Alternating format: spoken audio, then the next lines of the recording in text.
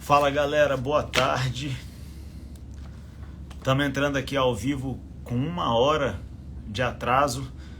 Então, antes de mais nada, pedir desculpa para vocês, porque o nosso compromisso é toda quinta-feira, 17 horas, está iniciando a live. Não consegui porque estava no evento do PL Mulher aqui do Distrito Federal com a nossa deputada Bia, nossa primeira-dama Michele, nosso presidente Bolsonaro estava lá, deputada Amália Barros. Então, não consegui entrar às 17, mas estamos entrando aqui agora, galera. O que eu vou pedir para vocês? Já que a gente entrou fora do horário, compartilha essa live aí com a galera, clica na setinha aí no aviãozinho, manda para a galera que nós vamos tratar de temas importantes hoje aqui para o Brasil. Não só para Brasília, mas para o Brasil de maneira geral. Primeiro deles, galera, que eu preciso tratar aqui, as comissões da Câmara dos Deputados, né? Foram escolhidos os presidentes de comissões.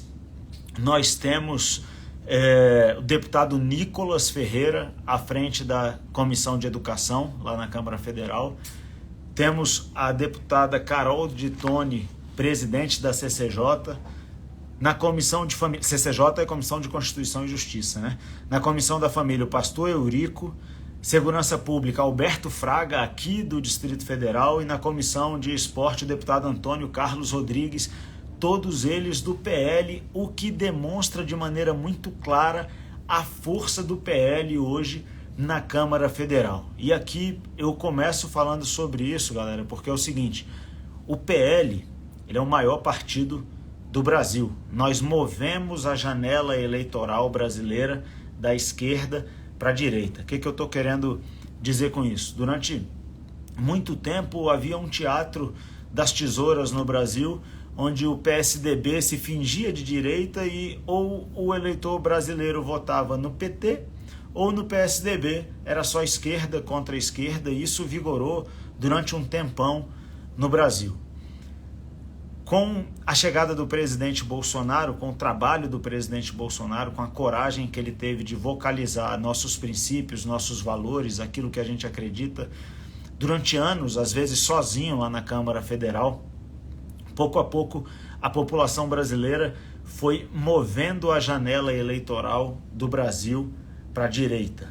O que significa dizer que hoje o eleitor de Brasília e o eleitor do Brasil vota na direita. Aqui em Brasília, por exemplo, o voto de direita ele supera 50% dos eleitores. Se a eleição para presidente fosse só aqui em Brasília, nós teríamos eleito Bolsonaro em primeiro turno. Mas isso aconteceu no Brasil inteiro. Bolsonaro ganhou em 4 das 5 regiões do Brasil. Ganhou no Norte, ganhou no Sudeste, ganhou no Centro-Oeste, ganhou no Sul. Só perdeu na região Nordeste, onde a popularidade do Lula está caindo. E esse é um dos assuntos que nós vamos tratar daqui a pouco. Mas esse mover da janela eleitoral transformou o PL, partido do presidente Bolsonaro, no maior partido do Brasil. A gente moveu uma janela eleitoral e agora a gente está movendo uma janela política. Então, o Brasil hoje vive um processo de mudança em que a janela política está sendo movida para a direita. Essa movimentação se dá porque o PL é o maior partido do Brasil, a maior bancada de deputados federais é a bancada do PL. Nós temos 99 deputados na Câmara Federal. Essa maioria, isso significa, galera, quase 1/5 da Câmara Federal. Então, quase 20% da Câmara Federal é composta por deputados do PL, né? Não estou falando que são deputados, que esses são todos deputados de direita, ainda tem deputados de outros partidos que são de direita também.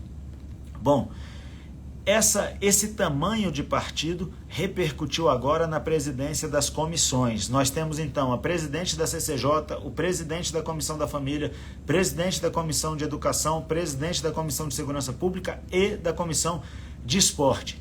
O que significa dizer que pelo próximo ano, nos próximos 12 meses aí, nesse ano legislativo, nós teremos em todas essas comissões uma preponderância do pensamento de direita nessas comissões. Essas comissões serão presididas por deputados flagrantemente, expressamente, de direita. Todos eles se veem e se manifestam como deputados de direita. Isso é um marco na história do Brasil e nós certamente teremos produção legislativa muito melhor do que tínhamos. Teremos produção legislativa muito mais adequada àquilo que a população brasileira acredita e àquilo que a população brasileira elegeu. Aqui isso é muito importante, porque ao mover a janela eleitoral, o Brasil está dando um recado para os seus representantes. O Congresso Nacional é um Congresso Nacional de direita porque a população brasileira é de direita. Os princípios e os valores que a população acredita são aquelas bandeiras levantadas pela direita. E a partir desse momento político atual, nós vamos começar a ver certamente que essa intenção, essa vontade da população ao eleger esses representantes vai fazer com que nós tenhamos melhor legislação adequada em relação àquilo que a população acredita. Então ontem foi uma grande vitória para a direita brasileira e não só para o PL. É claro que foi uma grande vitória para o PL também, temos presidentes agora nas 5 comissões que eu acabei de mencionar, mas é uma vitória da direita, uma vitória do povo brasileiro que vai ter representado, que vai se ver representado nessas 5 comissões. Ao mesmo tempo em que isso tudo está acontecendo, pessoal, eu preciso dizer também, mencionar as pesquisas de opinião pública sobre o atual governo federal. Alguém me pergunta aqui, Thiago, você jogou bola profissionalmente no CFZ? Joguei há muito tempo, no início dos anos 2000. Foi o Daniel que me perguntou.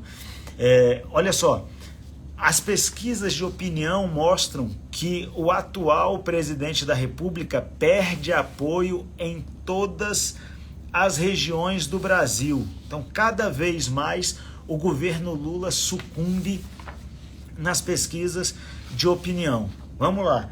Quais são os setores onde a rejeição ao Lula é maior? Qual região ele tem maior rejeição? Região Sul. Beleza? Qual é o grau de escolaridade onde ele tem mais rejeição? Entre os mais escolarizados. Quem ganha de 5 a 10 salários mínimos rejeita mais ele. E nas religiões, a religião evangélica é a que mais rejeita o governo do Lula. O que significa dizer que o caminho que está sendo trilhado é um caminho de perda de apoio cada vez mais na população.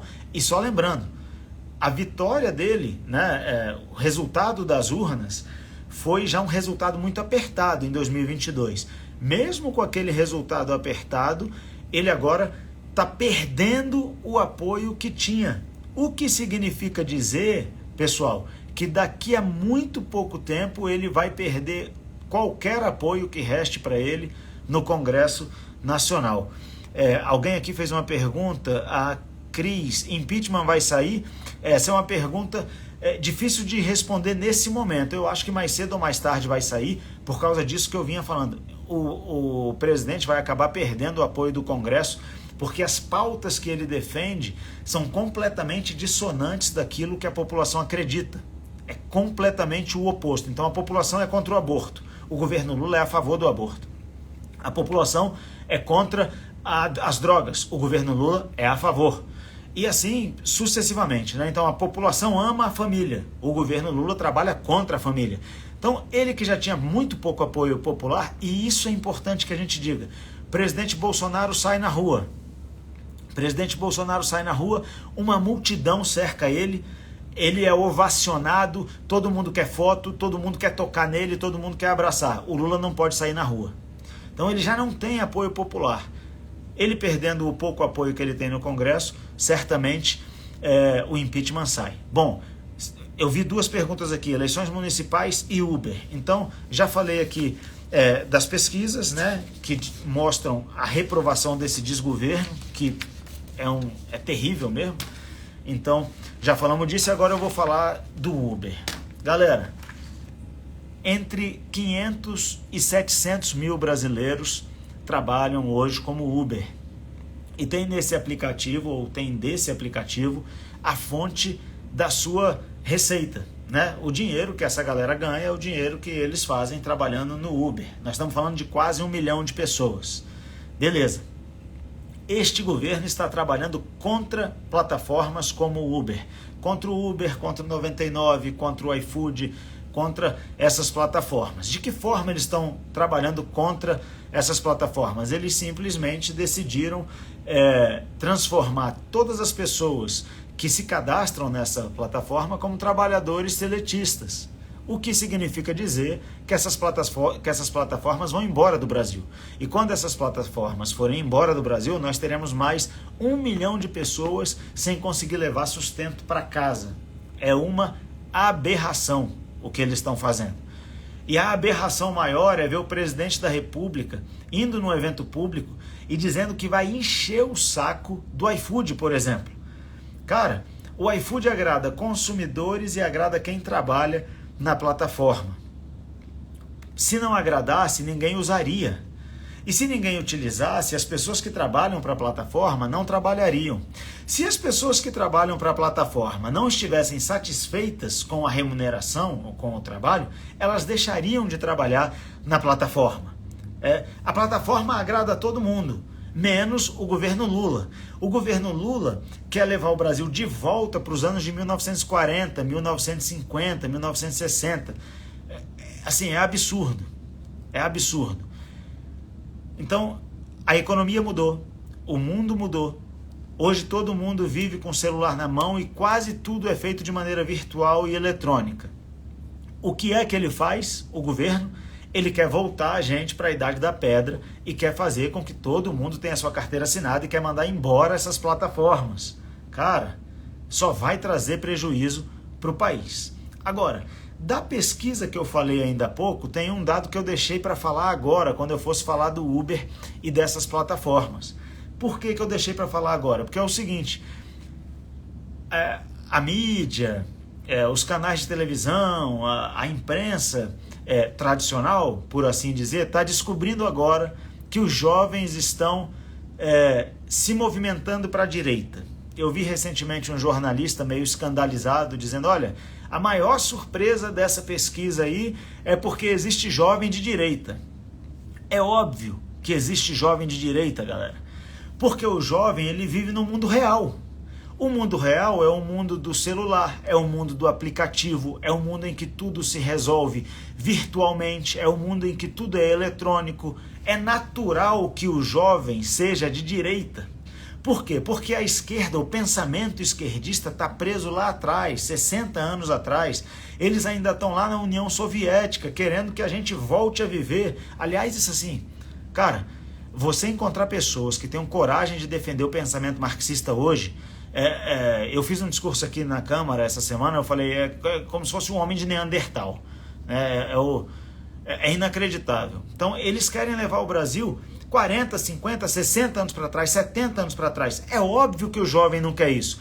E qual é o dado principal dessa pesquisa? Não é que os evangélicos reprovam o governo do Lula, porque isso é óbvio que os evangélicos reprovam. Não é que os católicos reprovam o governo do Lula. É óbvio que os católicos vão reprovar o governo do Lula. Não tem como aprovar. É uma questão de que tudo que o Lula acredita vai de encontro, e não ao encontro, vai contrariamente ao que as religiões cristãs acreditam. Então a maioria esmagadora dos cristãos vai ser contrário ao governo Lula. Mas eles não entendem por que o jovem está reprovando o governo Lula. Eu explico.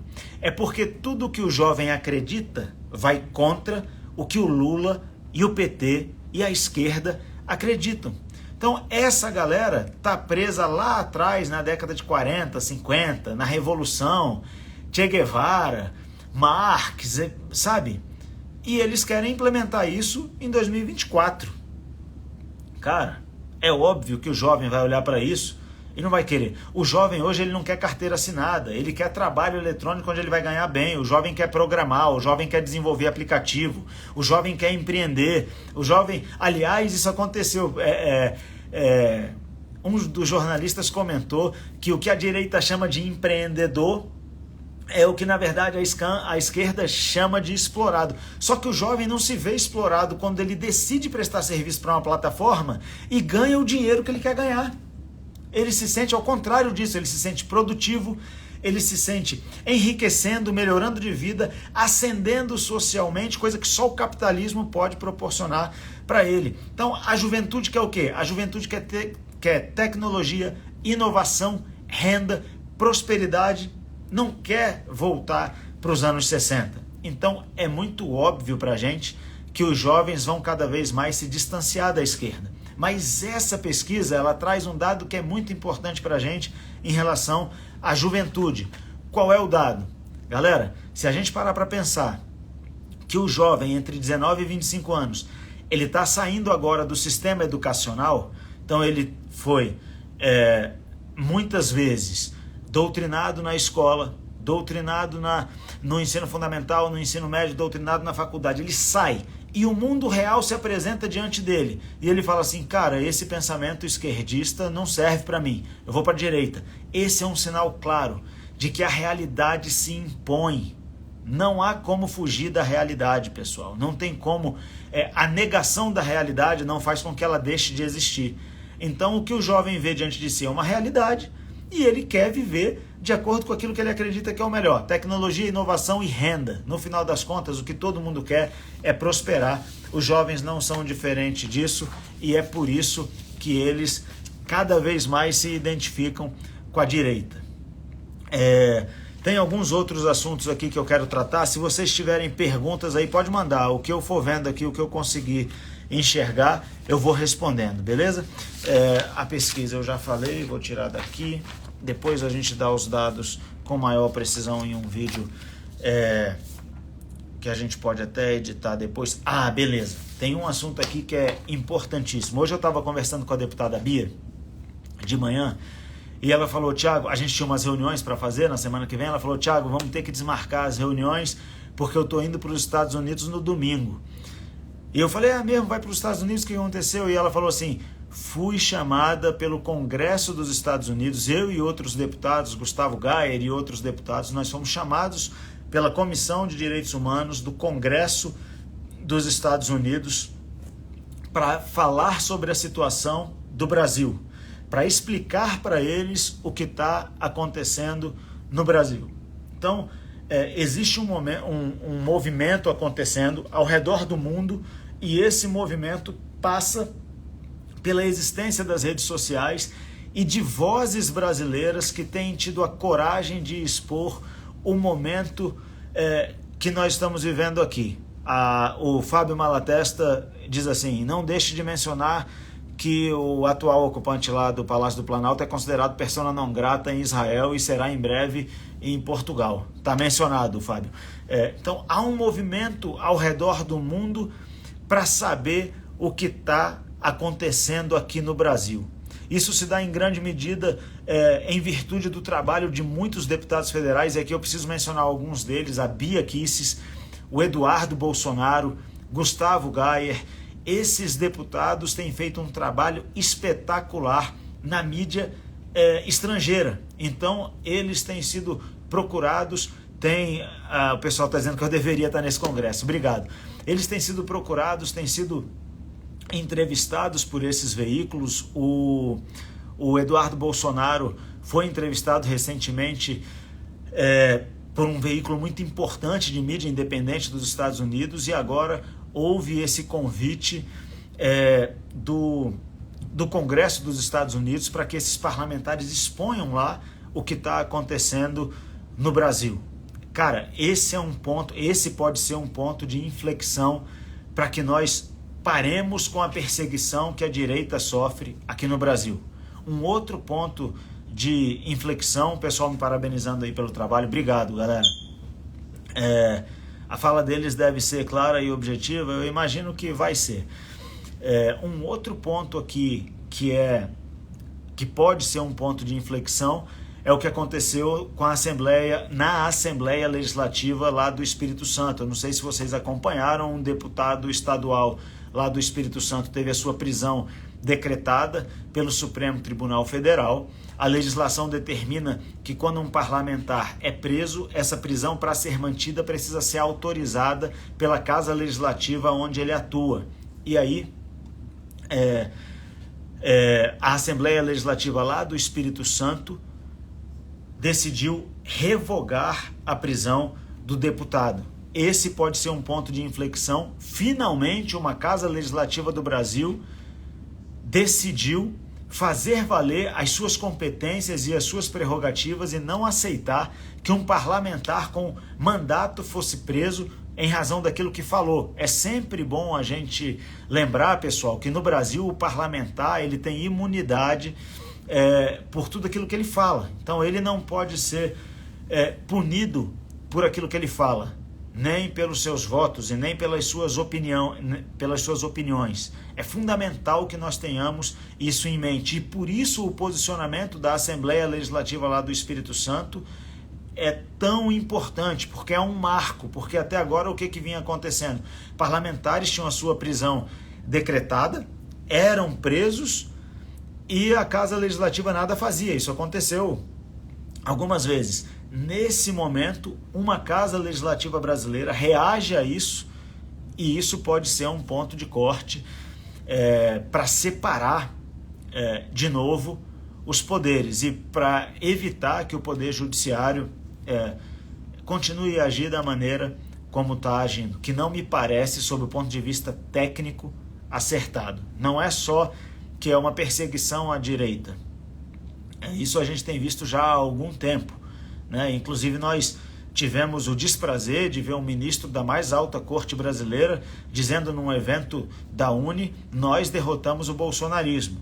Mas não é só isso. Tecnicamente há muitas decisões equivocadas. Então esse momento de que muitos parlamentares nossos estão indo para os Estados Unidos para falar ao Congresso americano, ao mesmo tempo em que uma Casa Legislativa aqui do Brasil decide não manter a prisão de um parlamentar que tinha sido decretada pelo Supremo Tribunal Federal. Esse pode ser um momento de inflexão e isso tudo eu não tenho dúvida que passa pelo que aconteceu no dia 25 agora, passado, o último 25 de fevereiro, na Avenida Paulista, quando quase 1 milhão de pessoas foram às ruas para manifestar o seu apoio ao presidente Bolsonaro. Então a nossa atuação, não só nós parlamentares, mas a nossa atuação como cidadãos, ela é importantíssima. Pessoal, nós não podemos desistir do Brasil. É necessário que nós continuemos a lutar e a perseverar, beleza? Então já falei desse aspecto aqui. Algumas perguntas eu vi que passaram aqui.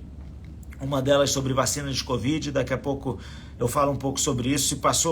Se passaram outras perguntas aí que eu não vi, pode mandar de novo, que eu vou ir tentando responder. Beleza, pessoal? Bom, a gente vive no Brasil um momento ruim na economia, infelizmente. Eventos, o Álvaro me fala de eventos, eu vou falar dos eventos e depois eu entro na economia, beleza?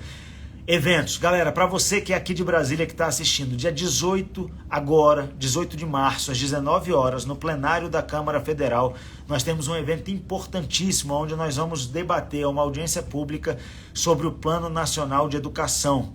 É importantíssimo que os professores venham, que os pais de alunos venham, que o cidadão comum venha. Nós precisamos debater o Plano Nacional de Educação que foi definido pela CONAE, pela Conferência Nacional de Educação. Esse plano, pessoal, para quem não sabe do que se trata, ele vai vigorar pelos próximos 10 anos. Toda a nossa política pública educacional vai decorrer desse plano. E esse plano abertamente trabalha contra tudo aquilo que nós acreditamos. Então está lá explicitamente escrito que nas escolas os professores vão ter que lecionar contra o conservadorismo, contra o agronegócio. Imagina isso, pessoal. Imagina as nossas escolas sendo utilizadas como um instrumento para ensinar de maneira contrária aquilo que os pais querem. É o que está lá nesse plano e nós vamos fazer uma audiência pública aqui na CLDF, dia 18 de março, às 19 horas, para debater esse tema. A sua presença aqui é importantíssima. Vai ser no plenário aqui da Câmara Legislativa. Você é nosso convidado, beleza? Falei dos eventos, vou falar um pouco sobre a economia do Brasil. Eu não sei se está todo mundo acompanhando, mas a inflação dos alimentos está disparando. A gente tem um problema sério no Brasil. A nossa produção industrial não aumenta, né? Infelizmente, nós estamos entrando mais uma vez em um período de recessão. Eu falo infelizmente, apesar de ser esperado.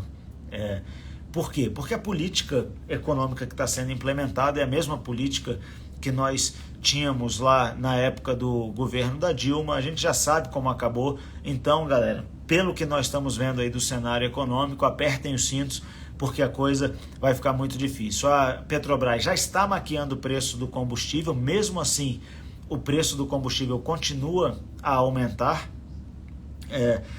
o preço dos alimentos continua a aumentar e a nossa produção industrial não aumenta, o que quer dizer que a nossa economia não cresce, o que quer dizer que a gente não gera emprego. Então, muito provavelmente, a gente vai ter dificuldade no futuro próximo, beleza? O pessoal aí falou que vai estar presente aqui na terça-feira, dia 18, vocês estão convidados, nós vamos discutir isso, vai ter espaço para quem quiser falar, para quem quiser se manifestar. Agora eu peço, pessoal, que vocês leiam o documento, beleza?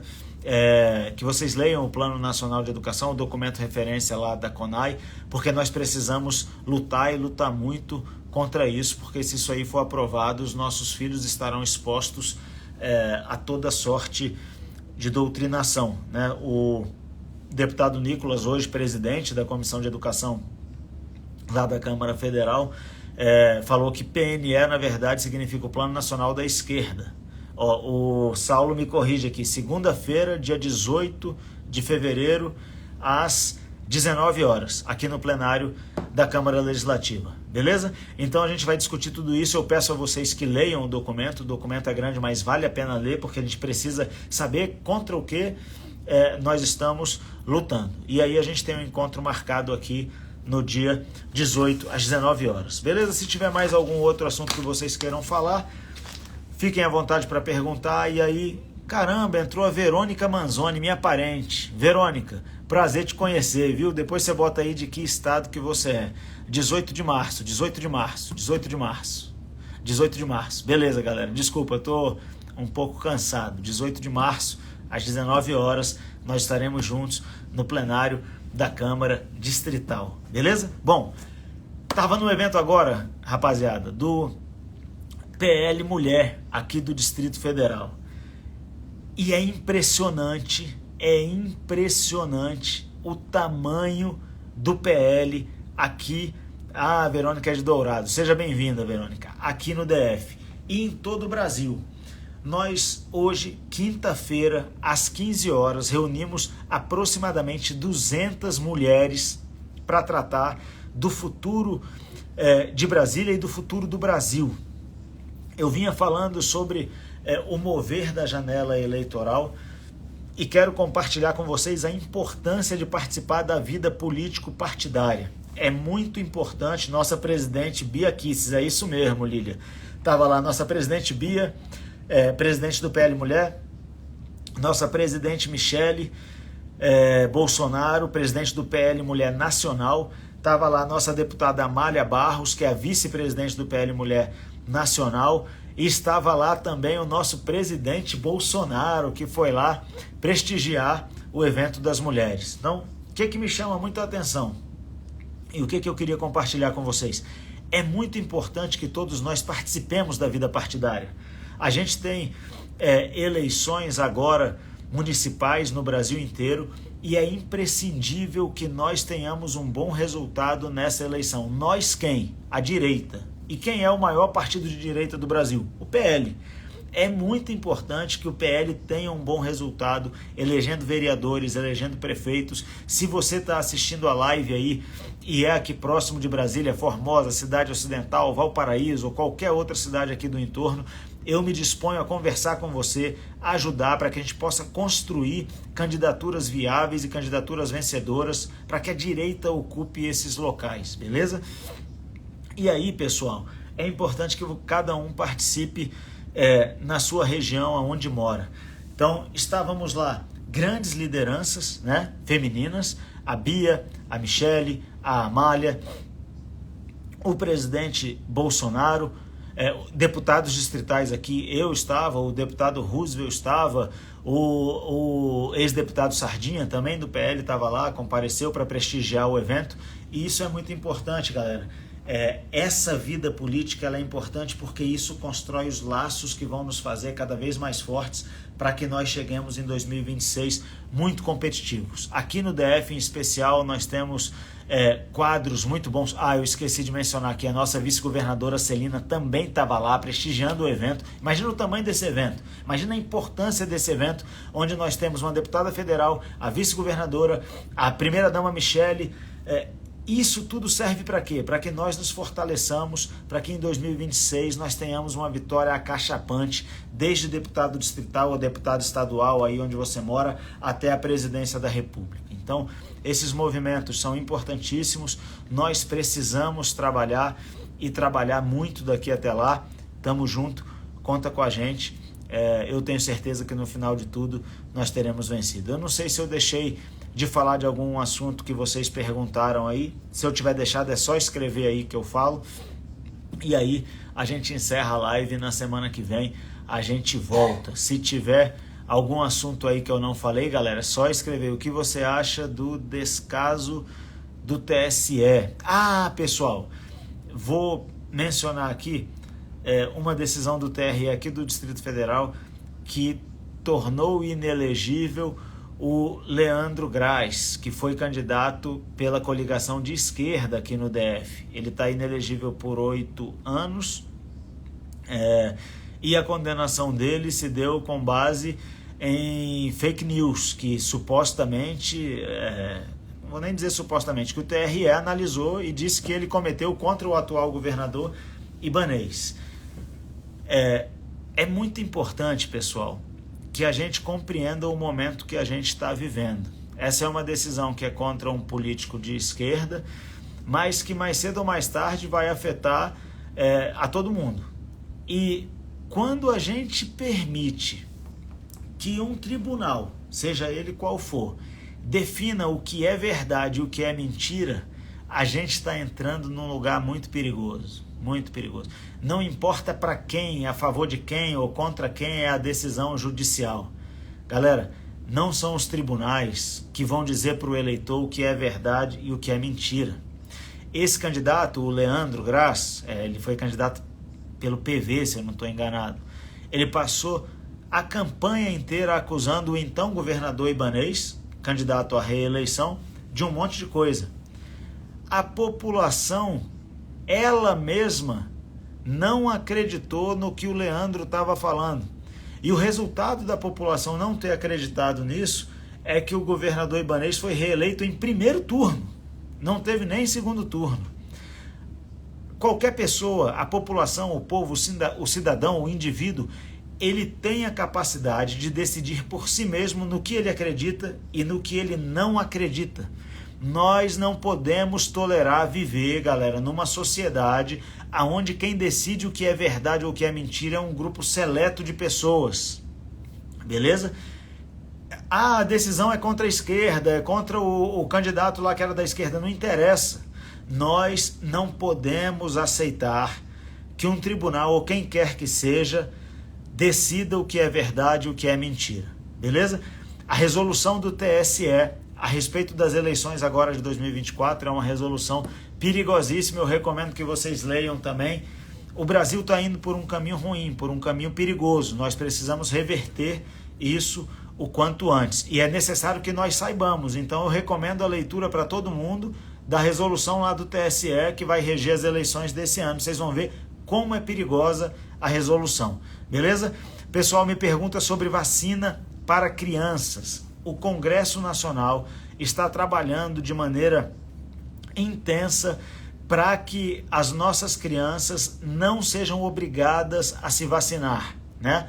Há uma política nacional aí sendo implementada para que as crianças sejam obrigadas a se vacinar. E estão querendo vincular a matrícula nas escolas da rede pública ao comprovante de vacinação contra a Covid-19. Galera, presta atenção, eu sou a favor das vacinas, ok? Das vacinas, não as de Covid-19. E eu explico por quê. Porque elas não têm estudo técnico suficientes para que tenham sido aprovadas. Elas ainda estão em fase de teste. Toda vacina demora de 6 a 8 anos para ser testada e aprovada, porque você precisa saber os efeitos colaterais no curto, no médio, no longo prazo. Então, eu penso que vacinar crianças seja algo perigoso, até porque a taxa de mortalidade das crianças por essa doença é mínima.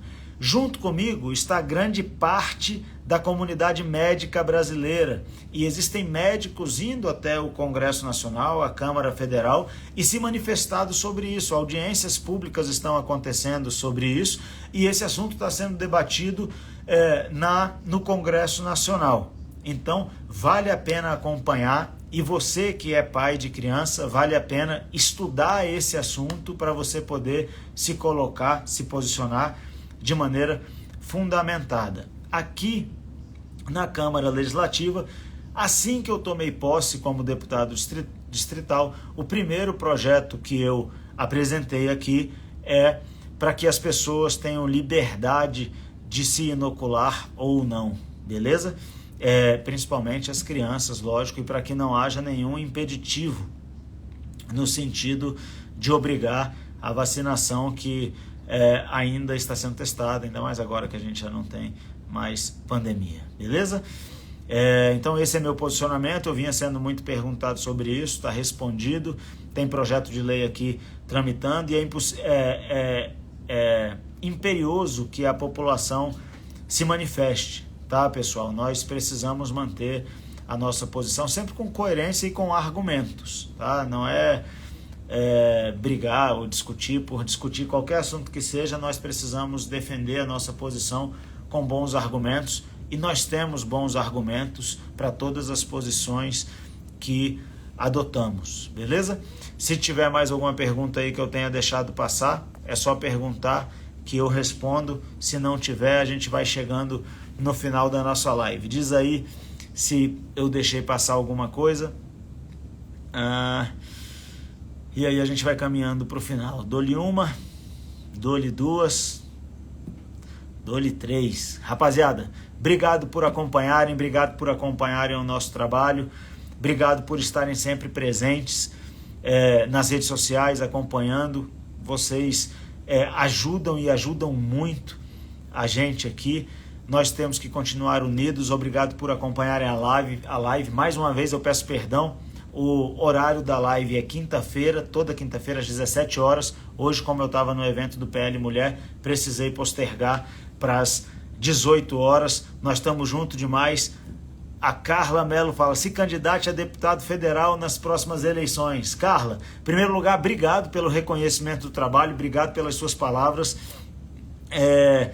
A gente, sob a liderança da deputada Bia, a gente está estudando o cenário, tem muita água para passar embaixo dessa ponte, mas se a deputada Bia for candidata ao Senado Federal, como ela tem se posicionado e tem dito que quer, é muito provável que eu seja candidato a deputado federal. Se não, se ela ficar na Câmara Federal, é provável que eu continue aqui na Câmara Distrital. Obrigado pela confiança, obrigado por acompanhar o nosso trabalho, beleza? Se tiver mais alguma coisa eu respondo, se não, fica o meu agradecimento aqui, nós estamos juntos demais, fiquem com Deus, Deus abençoe vocês, continuem acompanhando a gente na rede. Galera, tem muito vídeo legal lá no YouTube, entrem lá também, nós estamos juntos, conta com a gente, um abração, até a próxima.